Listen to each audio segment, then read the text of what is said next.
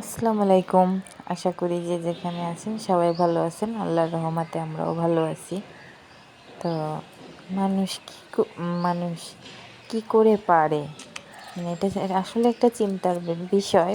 মানে 25 বছরের সংসার, বাচ্চা, সংসার, সন্তান ছেড়ে কি করে মানুষ এরকম পারে? কোন সংসারে অশান্তি হয় না বলেন? সব সংসারেই তো অশান্তি হয়। তার মানে এই ছেলে স্বামী সংসার ফেলে চলে যেতে হবে? এটা এটা কি বোঝা, এটা বুঝবে না মানুষ যে আসলে আমি যাব, আমার ছেলেটার মনে কী প্রভাব পড়বে, বা আমি কোথায় যাচ্ছি, কার কাছে যাব, সেই জায়গাটা আমার জন্য নিরাপদ কিনা, এটা কি মানুষ চিন্তা করবে না? গ্যাঞ্জাম ফেসাতে হলেই কি আপনার সংসার ছেড়ে চলে যেতে হবে? হ্যাঁ, আমার আপনার মতো তো এরকম না যে ছোট সংসার, বাচ্চা ছোট ছোট, আমরা বুঝি না কিছু, এটাও তো না, তাই না? তো বিয়ে দেওয়ার মতো টেনে পড়া ছেলে, আর হচ্ছে সংসার, মানে এরকমভাবে মানুষ কি করে যায় বলেন তো? মানুষ কীভাবে পারে? মানুষের কোন রুচির মানুষ হলে তার এরকম মন মানসিকতা হয়? আল্লাহই জানে। সে যেখানে গেছে আল্লাহ যেন তাকে হেফাজত করে। আর একটা কথাই বলবো, আমার মতে উচিত তার চলে আসা, যে সে চলে গেছে, সে হয়তোবা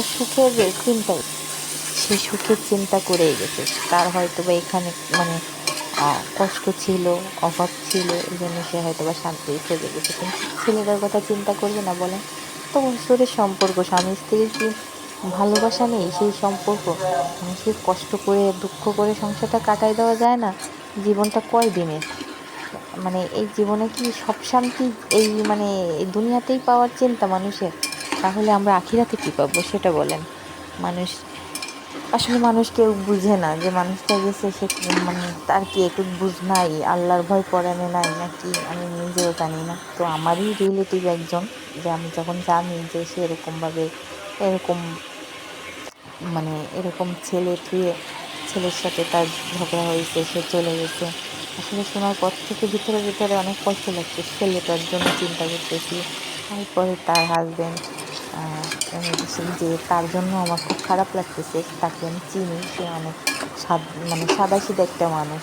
আমি আমি একটা জিনিস দেখছি যে কি জানেন, যারা ভালো হয় তাদের আল্লাহ কখনো ভালো শান্তিতে রাখে না। কোনো না কোনো সমস্যা থাকেই, বিপদ থাকেই। তো এটার ভিতরে হয়তো বা আল্লাহ কোনো ভালো কিছুই লিখে রাখছে।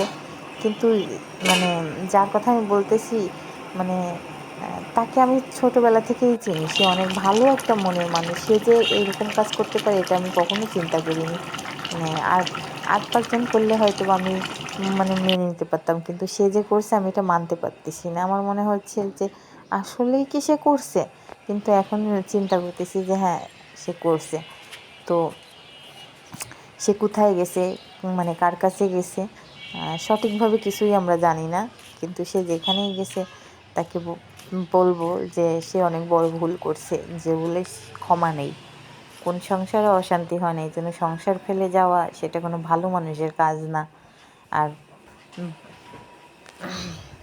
তো আজকে কথা বলতে বলতে অনেক কথা বলে ফেললাম। যে যেখান থেকে আমার ভিডিওটা দেখতেছেন সবাইকে একটাই কথা বলবো, আমাকে সবাই সাপোর্ট করবেন, আমার চ্যানেলটাকে সবাই সাবস্ক্রাইব করবেন, আমাকে একটা লাইক দিবেন, কারণ আমি চাই আপনাদের নতুনত্ব কিছু দেওয়ার। তো এ পর্যন্ত, আল্লাহ হাফেজ।